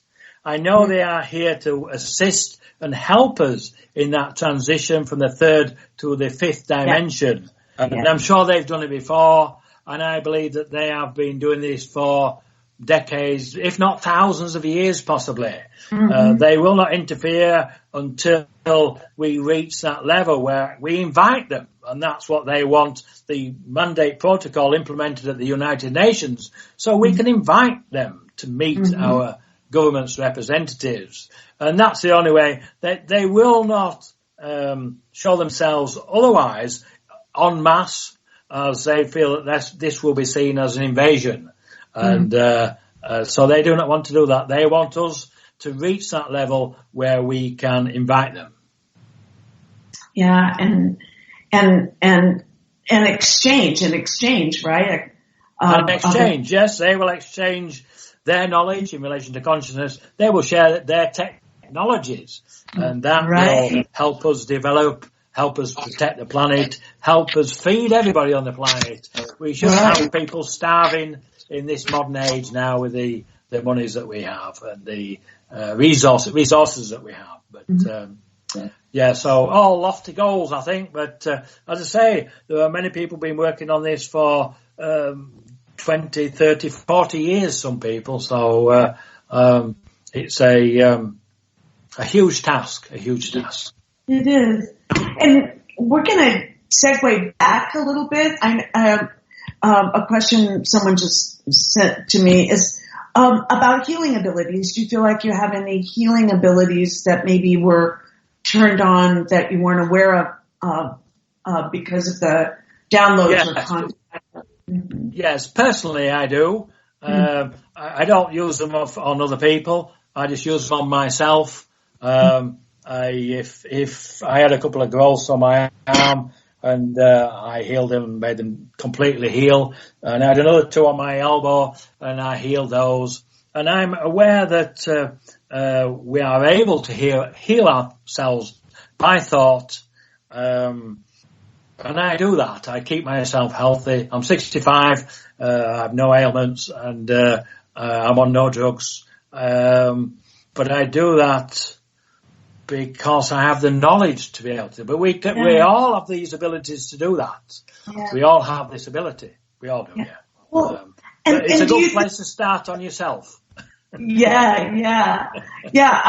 60. I'm going to be 67, and like you, I've for a while, but I'm healthier than most of my friends. And part of that, do you feel like when you go up on the ships that they help heal you? Have you ever had any experience like that? I think any interaction is. I have had a couple of interactions where I've gone to bed and I've been woken up and my whole body has been vibrating. And I have asked them why they're doing that, and they said that we are healing you. You need some healing work. So that's what they were doing. I didn't ask for that on that particular occasion, but I do now have one spiritual guide. And if I do feel that something is developing or I'm feeling a bit under the weather, I ask her to help me heal. And so far, in fact, I've asked her to help others heal, and they have had some success with that. So that is very satisfying, really, when you recommend somebody who's a higher conscious spiritual being to help you heal, and then they are healed to some degree. So that is quite interesting. So you started at 8, and so all this long period of time.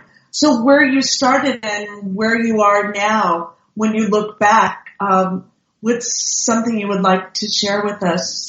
Maybe a story or something that you're guided. I think I'm very fortunate in the fact that they showed me these extra abilities that we all have.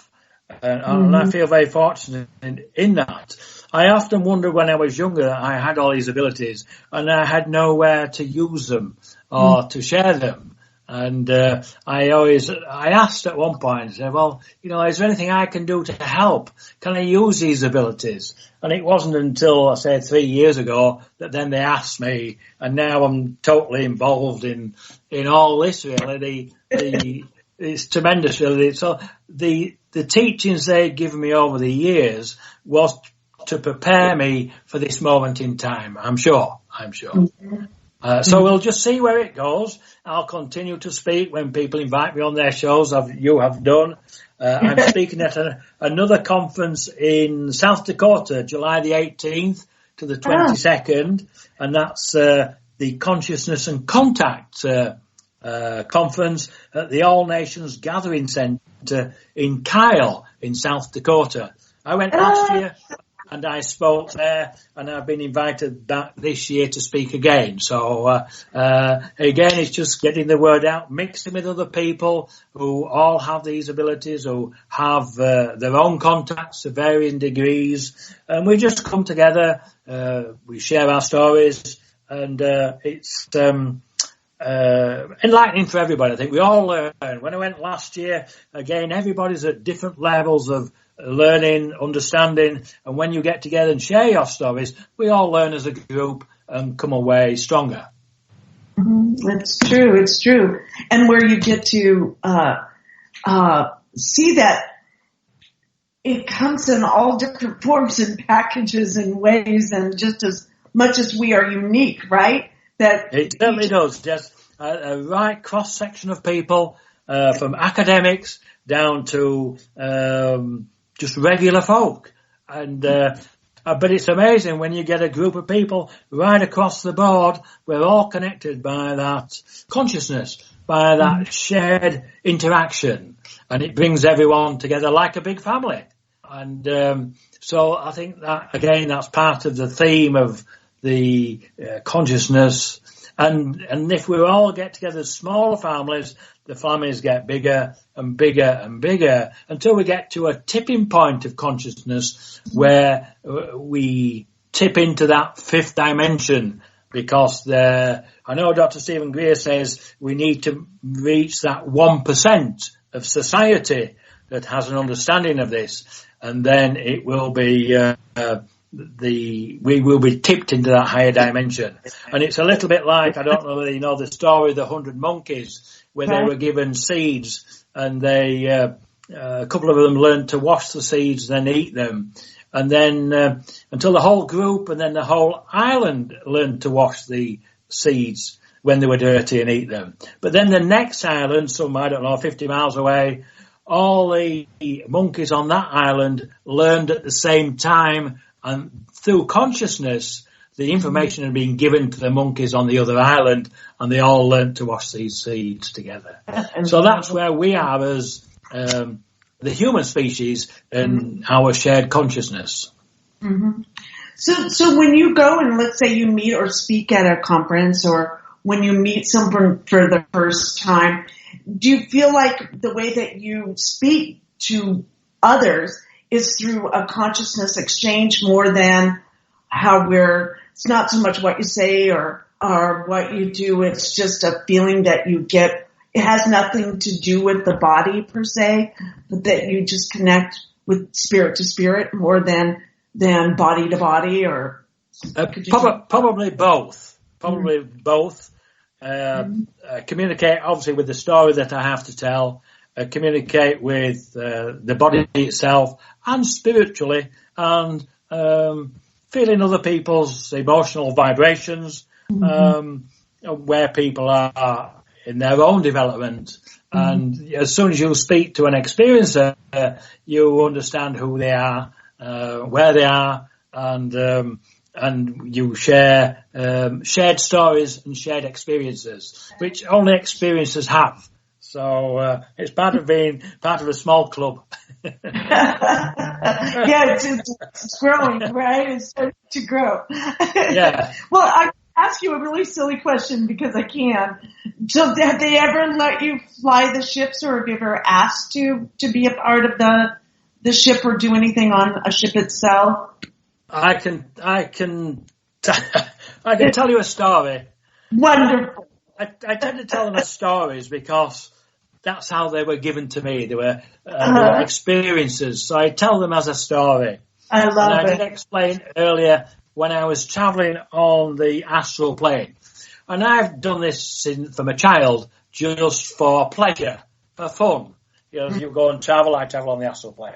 It's relaxing. I enjoy it. I can go wherever I want to go. And on one occasion, I was travelling on the astral plane, and on this occasion, Ort and Dee came alongside me in one of their conscious craft, invited me on. We had a conversation. We were laughing. We were joking, just like meeting with family in this conscious craft. And they said to me, Kevin, why don't you travel further using your abilities? I said, well, it's all right for you. You've got Dee with you, your partner. You've got your own conscious craft, and you can go anywhere you want to go. So Ort said to me, well, Kevin, why don't you build your own conscious craft? I said, how can I build a conscious craft? I wouldn't know where to start. He said, it's easy. It's easy. He says, you use thought and consciousness.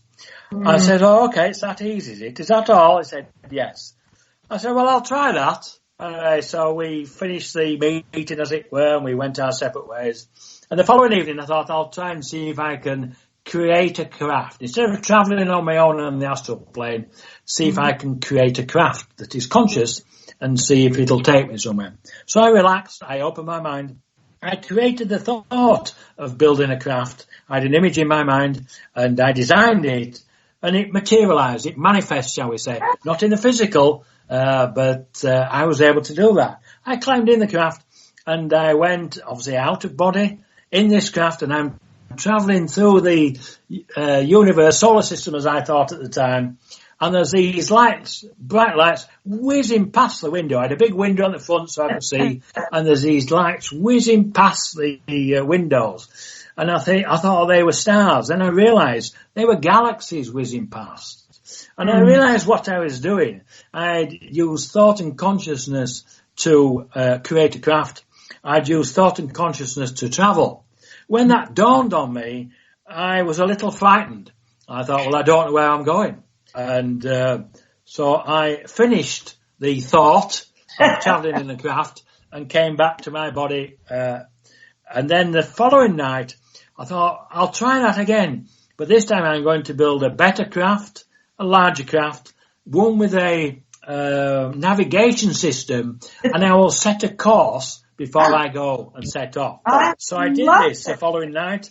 I used thought, I used consciousness. I thought about the design of the craft. I thought about an integrated navigation system.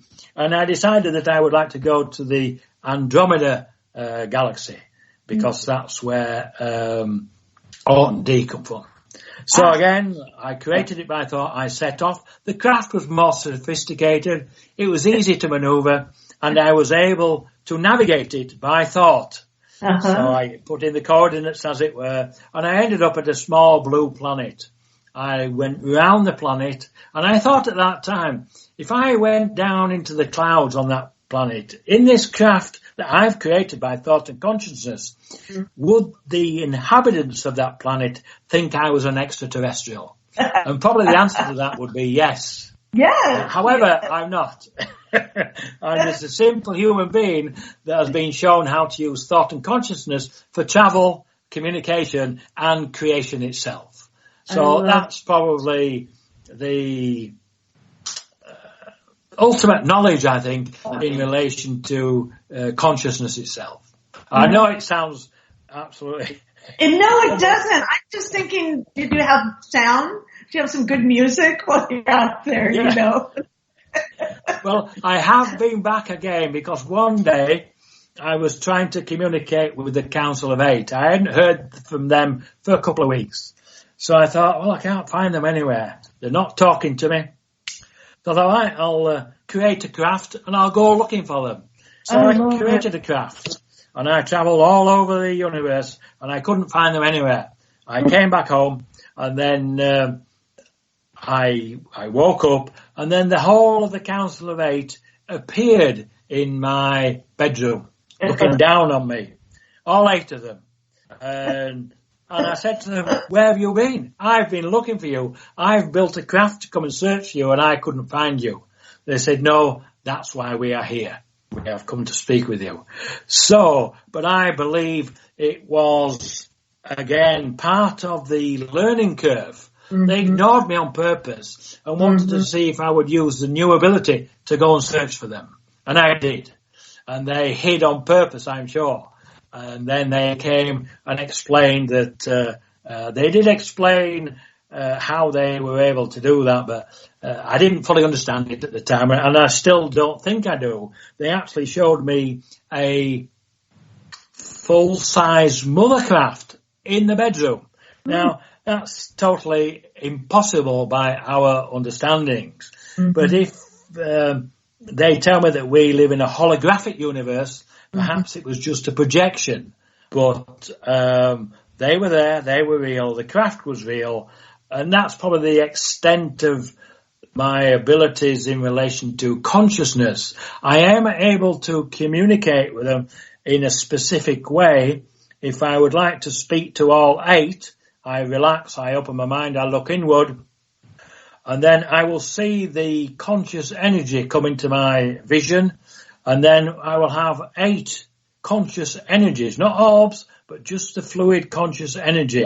And then that energy flows. And then if one of them wants to speak to me, they stand in a half moon circle. One will step forward, front and center, and I will communicate with them. And then they will step back. If someone else wants to speak, they will move forward, step forward, front and center, and speak with me using telepathy, using consciousness. So I'm able to do that now with them quite comfortably, and I'm sure we can all achieve this. I'm just, they've just speeded up the learning for whatever reason. So yeah, I still find it quite fascinating, and I still enjoy the interactions with them, and I still feel quite privileged that they've shared all this knowledge with me. And I say it does sound bizarre, I'm sure it does, but... No, not at all. Are you kidding? This is like, a walk in the park, right? Yes, well, yeah. I know the group of 8 quite well now. And Zark, he's a small grey, as I said. He's a mathematician, an engineer. He designs propulsion systems. But in his spare time, in his off days, he moves my wife's personal items around the house. And I asked him on one occasion why he did this. And he said he liked teasing her. He thought it was funny, but there was a serious side to it. And the serious side was, so she knows that we are here. So she knows that we are amongst you. And my wife understands that, and my wife supports what I do, and I couldn't do this without her support. But it's nice to know that they have a sense of humour. And I know I said to Chica once, who was the mantis, I asked him if he was an entomologist. And you know that look your mother gives you when you're a child? He gave me that look. He didn't say anything, but he gave me that look. But he's a very, very intelligent, ancient being, really, or the mantis. But I won't forget that look. And the feeling of that, too, probably. Yes, probably, yeah. So yeah, I've enjoyed the interaction. I'm still doing that. And in fact, Ray Hernandez phoned me yesterday, and I'll be speaking at the next free conference. He hasn't decided on a date yet, but I'm going down there to share my story and talk about what we've spoken about today. I love it. Yeah, I just saw Ray at Contact in the Desert. So, all right. Yeah, okay. Yeah, we'll just see him there. Well, I just love having you on today's show and sharing your enthusiasm and your stories and your passion and your truth. See, the thing is, it's the truth. And so you get to just, present it and with your heart. And I just see all of our people here on the show, and we'll put it on the Cosmic Oracle YouTube channel as well. And, people will relate to you and be able to get a hold of you at your website, the KEVINJamesBriggs.com. And, so we did have a real quick question. Again, if someone is to find, let's say, if they don't have their Council of 8, or if they want to meet your Council of 8, how would be the best way, like you said, to meet with them, to go in the inner? Do you meditate, or do you have a certain protocol? Yeah, meditation is very good. Mm-hmm. If you learn to meditate, and then we all have these spiritual guides, whether they be ET or higher conscious beings, however you describe them. But if you ask, and they will share information with you, they will contact you. They are here to help you. A lot of people know and understand this. A lot of people don't. And but yes, if you ask, if you meditate, if you relax, open your mind, they will help you. Yes, and the more you learn and the more you ask for, the more they'll teach you. I love that. Because sometimes when you first have your first wake up call, shall we say, when they're there, you can go into fear just by conditioning that maybe you're not aware of. But each time it gets a little easier, so you're kind of acclimated. so that fear can just be dispelled, and then you can open up to a real connection. Yes, that's quite true. And I say we're all part of this higher conscious universe. Really, the universe itself is conscious; it's holographic in nature, and we all share that consciousness, and that's the key message, really. And that's how we'll develop and move on to. And we do have a bright future. I'm sure we do. They're here to guide us. Alone. So we're not alone in all this. No, we're not alone. No.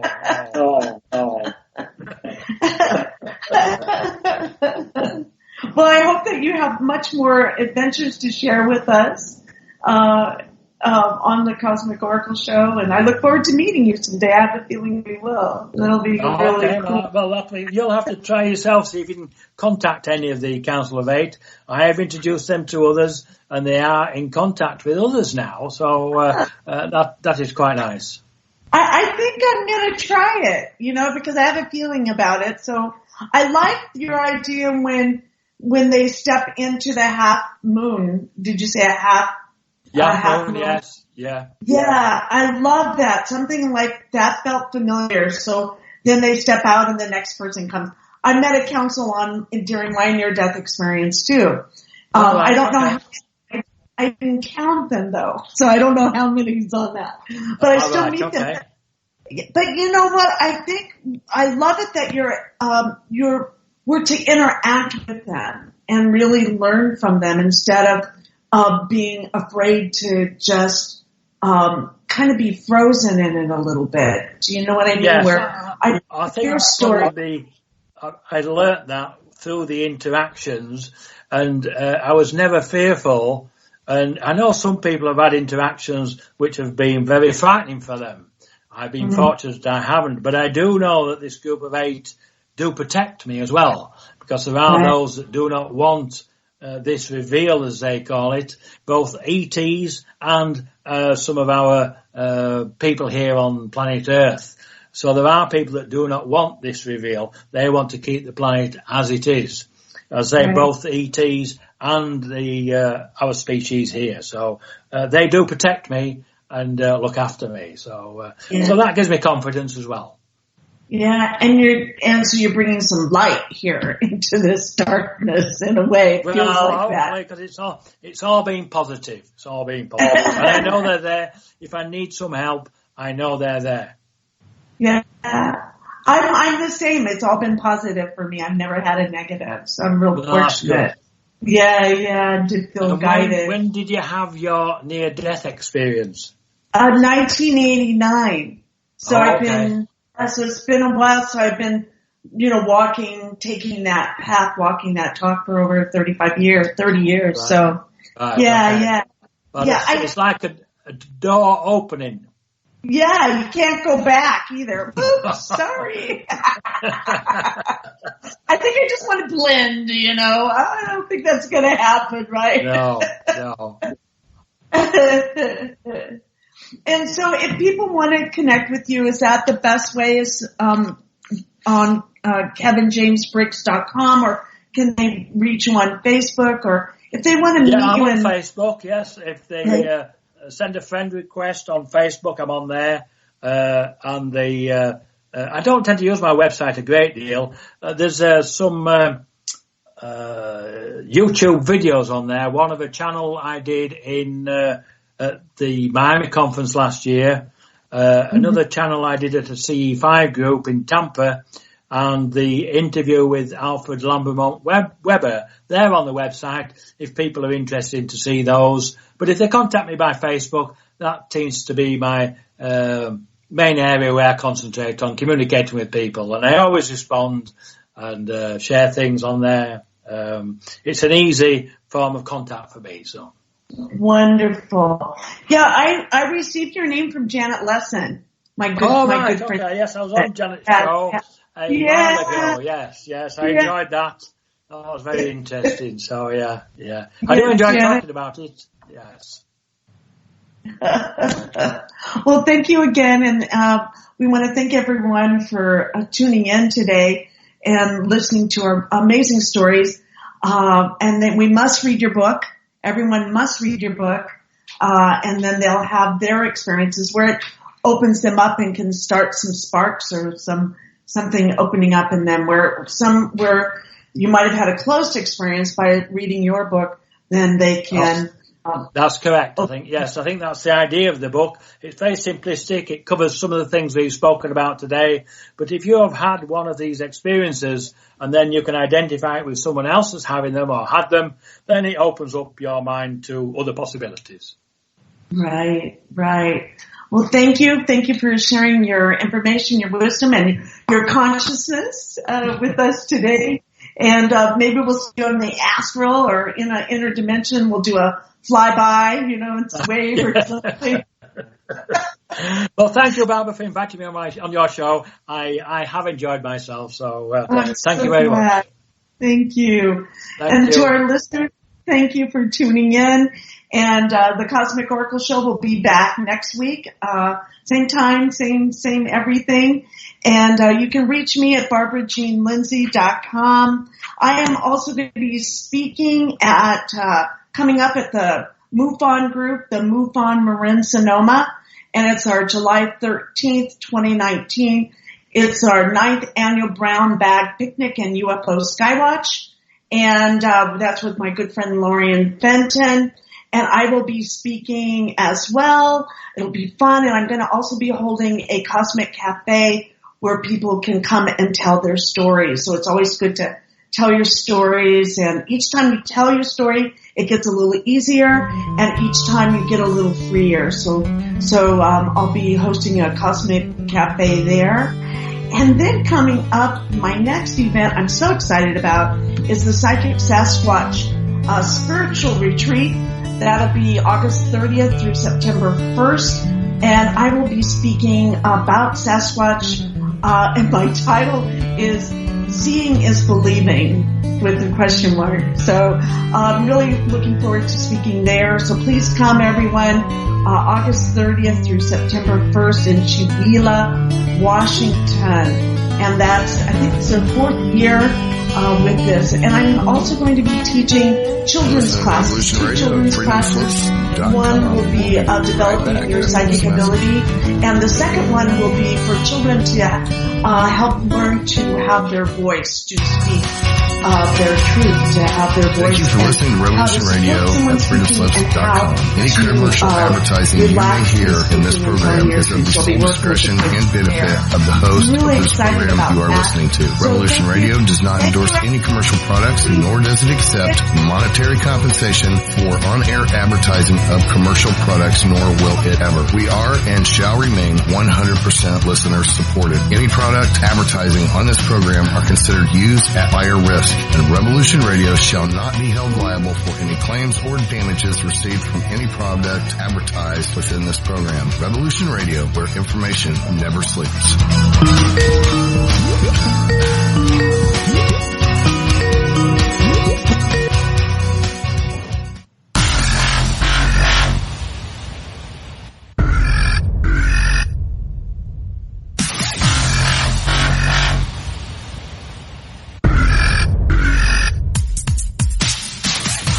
Thanks for tuning in to Revolution Radio. Here at Revolution Radio, we are listener-sponsored and commercial-free. But there still are bills to pay. In order to raise some needed funds to cover the cost, our station is offering a silver special.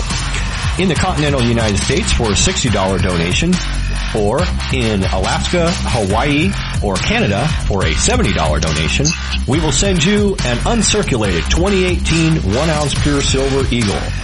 The $70 donation, the extra 10 is to cover shipping, by the way, outside of the continental United States. When making the donation, you must put Silver Eagle promo in the notes on the donation. And thank you for tuning in to Revolution Radio at revolution.radio and freedomslips.com. Without you, there is no us. Revolution Radio, where information never sleeps.